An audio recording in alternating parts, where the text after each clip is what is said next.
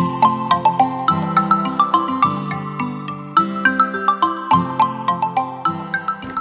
siang, Assalamualaikum warahmatullahi wabarakatuh. Salam sehat, salam bahagia buat kita semua. Perkenalkan kami Kombes Pol Dr. Naryana, Kabidokes Polda Papua.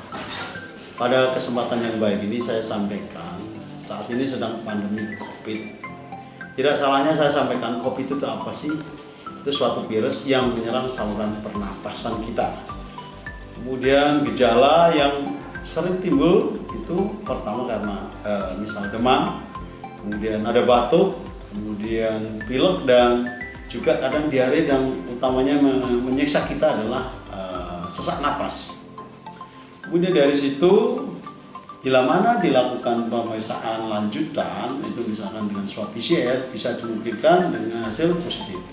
Kemudian saya sampaikan pada teman-teman semua atau seluruhnya yang mendengarkan kami, bahwa hasil rongsen itu bagi pasien COVID ini sebenarnya buat kita itu mengejutkan. Kenapa?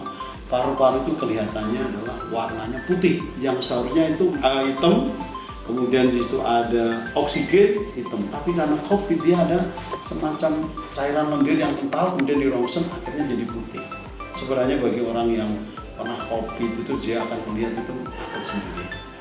Kemudian dari situ, kenapa seseorang itu bisa kena COVID? Kami sampaikan sebenarnya COVID itu masuk dalam tubuh kita itu dua lubang.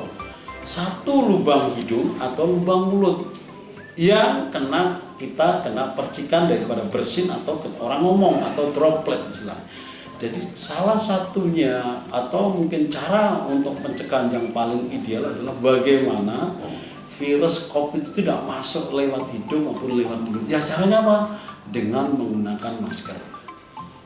Yang lebih bagus lagi dengan kita prokes. Prokes adalah protokol kesehatan kita lakukan. Pertama, menggunakan masker dimanapun berada. Lalu yang kedua, menjaga jarak dengan yang lain. Ya. Kemudian yang ketiga, cuci tangan dengan air sabun yang mengalir atau hand sanitizer minimal untuk menjaga tangan kita steril sebelum kita gunakan.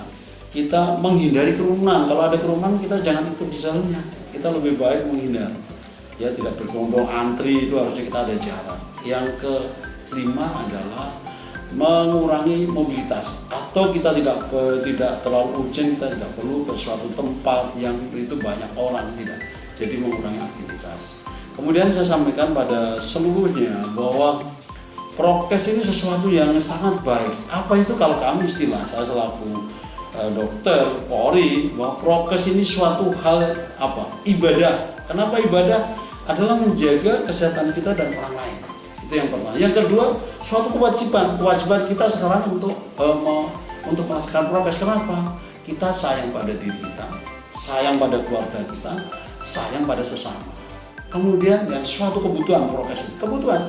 Jangan dipaksakan, itu suatu kebutuhan yang kita perlu, kita harus pakai menggunakan prokes ini karena kebutuhan kita biar kita tidak sakit.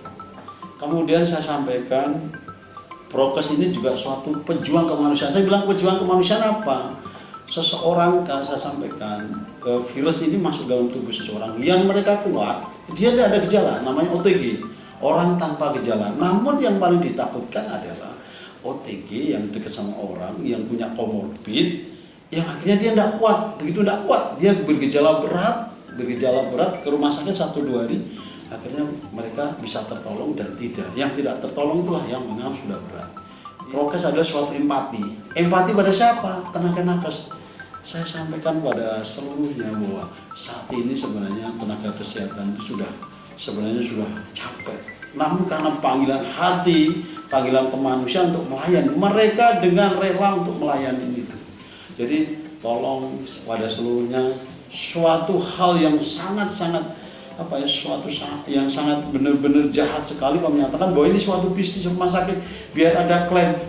Rekan-rekan lihat, sekarang ini kuburan itu begitu banyak, itu orang meninggal. Kalau tidak ada COVID, apa mungkin terjadi? Tidak mungkin. Contoh rekan-rekan lihat, di Rorotan sudah disediakan 3 hektar, sekarang masih kurang.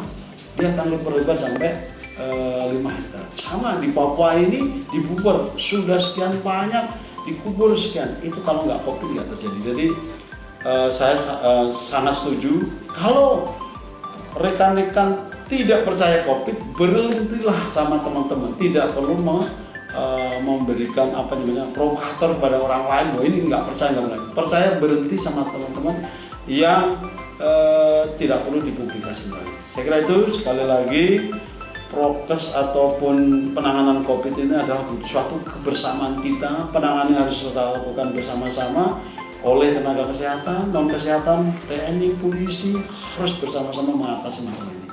Salam sehat buat rekan-rekan semua. Semoga kita selalu sehat dan sehat dan sehat. Wassalamualaikum warahmatullahi wabarakatuh.